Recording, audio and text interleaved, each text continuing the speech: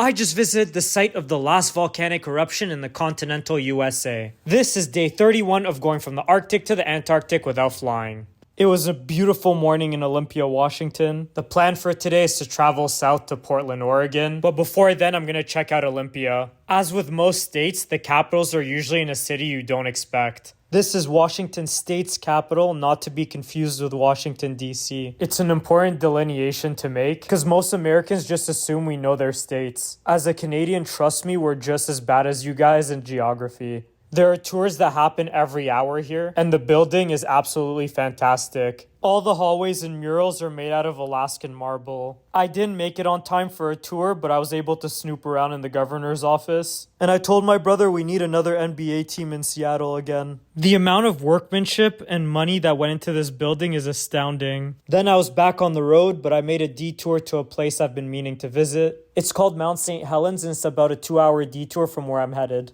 This is the site of the last volcanic eruption in the continental US that happened in 1980. Unfortunately, the main road to the crater is closed for the season, but the hummocks trail is supposed to give a good view of the mountain. The view was super nice, and it's hard to believe that this place was decimated by the eruption. Apparently, this place was barren after the volcano, and even 57 people died. One of the big shocks when I come to the US is the fluctuation in gas prices from place to place. I filled up gas for 60 cents a gallon cheaper than I could find in other places. In Canada, the prices are almost all the same in the same region, so people there will literally mission it to save a cent a liter. As always, I try my best to only drive during the day. I'm going to go more in depth about this in a later video, but Portland is my favorite city in America to visit, and food is one of my main reasons. This is called the Hawthorne Asylum. It's one of the many food cart pods in Portland. I enjoy the food scene here just as much as New York, because creativity is welcomed in the city and it shows in the food.